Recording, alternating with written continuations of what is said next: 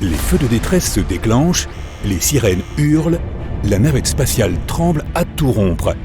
L'obscurité cosmique au travers des hublots s'éclaire de flashs intermittents. Les astronautes bouclent leur ceinture et regardent des écrans en sentant couler une sueur froide sur leur visage. Droit devant, un rayon aveuglant coupe l'espace en deux. Rien dans l'univers ne peut l'arrêter. Ça ressemble au sillage d'un avion à réaction, mais immense, des millions de fois plus puissant que ce que l'on est habitué à voir. Il est impossible de le contourner. Le capitaine du vaisseau ordonne que l'on fasse demi-tour immédiatement. Il s'agissait d'un jet d'un trou noir, un véritable monstre de l'espace. Ces trous, comme d'énormes aspirateurs, avalent tout ce qui passe leur horizon des événements. La frontière entre l'espace-temps et l'endroit où celui-ci n'est plus. Si tu approches de cette frontière, tu es perdu. La lumière elle-même ne peut pas échapper à la gravité d'un trou noir. Et c'est pourtant ce qu'il y a de plus rapide dans l'univers. Les trous n'absorbent pas seulement de la matière, mais lancent aussi des jets dans l'espace. De mystérieux faisceaux longs de plusieurs milliers d'années-lumière. Il n'y a pas de trou noir près de la Terre, mais imaginons une minute qu'il en apparaisse subitement un dans le voisinage du Soleil. Le trou commence immédiatement à dévorer notre étoile. La forte gravité tire un côté du Soleil plus que l'autre. Le Soleil est réduit à l'état de bandelette, mangé par le trou comme un plat de spaghettis. Les physiciens appellent ce phénomène la spaghettification. Quand le monstre a terminé son repas, il a le hoquet et projette deux jets semblables à des lasers qui viennent couper notre galaxie en deux. Des astronomes sont en train d'observer une catastrophe similaire à quelques milliards d'années-lumière de nous. Un trou noir du système 3C321 bombarde en ce moment même une galaxie voisine d'un immense jet de rayons X, de rayons gamma et d'électrons, le tout accéléré à la vitesse de la lumière. Le carnage dure depuis 1 million d'années et nous avons de la chance qu'il ait lieu à une très grande distance. Si un tel jet s'approchait d'une planète comme la Terre, il vaporiserait son atmosphère et sa couche d'ozone. Toute vie à la surface disparaîtrait. Seuls les habitants des plus profonds sous-sols survivraient. Mais si un trou noir apparaissait près du Soleil, nous n'aurions pas l'occasion de voir son jet. Le monstre absorberait l'énergie de l'étoile et nous perdrions simplement toute sa chaleur et sa lumière. La Terre se refroidirait, plongée dans l'obscurité éternelle. Mais les jets peuvent aussi produire de bonnes choses, comme les engrais qui aident les cultures à pousser, l'énergie des rayons comprime les nuages interstellaires et de nouvelles étoiles peuvent y naître. Imagine un siphon dans une salle de bain. L'eau s'y écoule dans la tuyauterie, elle se déplace en spirale en tournant partiellement autour du trou.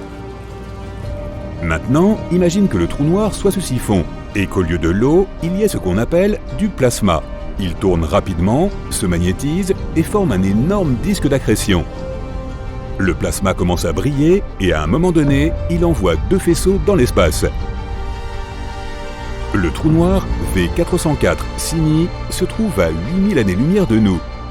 Il ressemble à un feu d'artifice qui pèserait l'équivalent de 10 soleils. Le problème, c'est que les pyrotechniciens n'ont pas bien fait leur travail et que la mèche a été prématurément allumée. Le trou est alimenté par le gaz d'une étoile proche.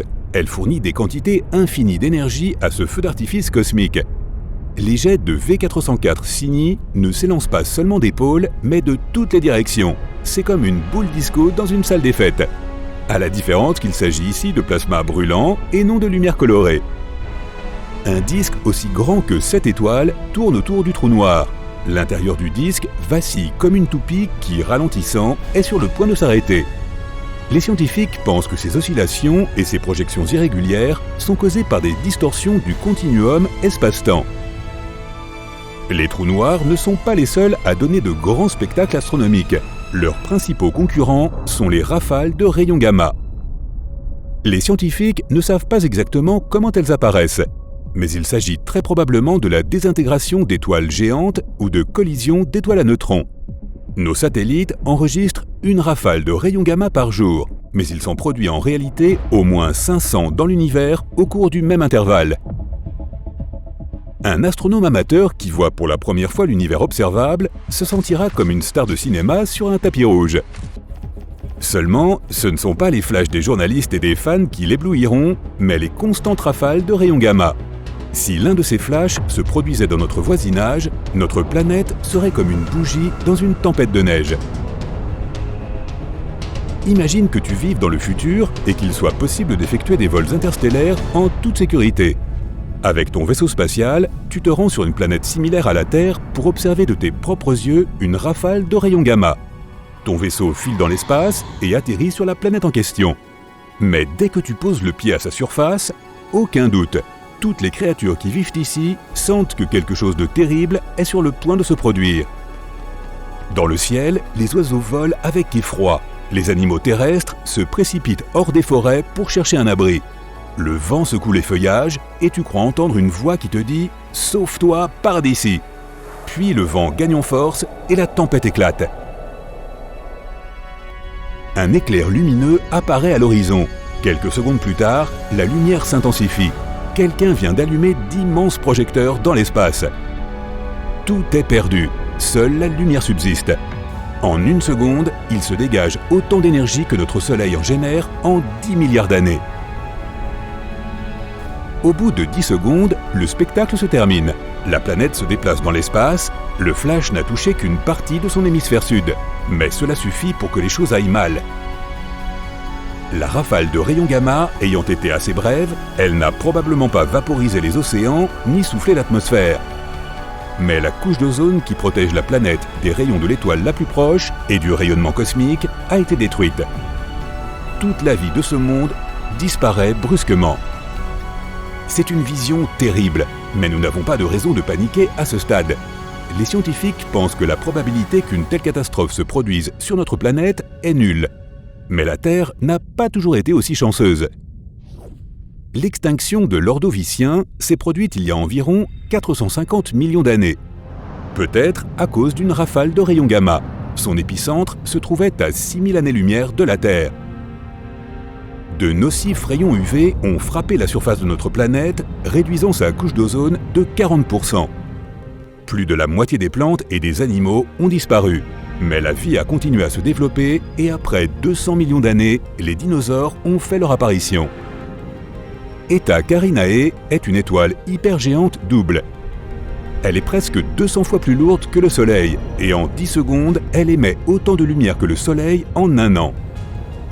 Elle se trouve à 7500 années-lumière de la Terre, mais en 1843, les habitants de notre planète ont pu l'observer dans le ciel nocturne sans télescope.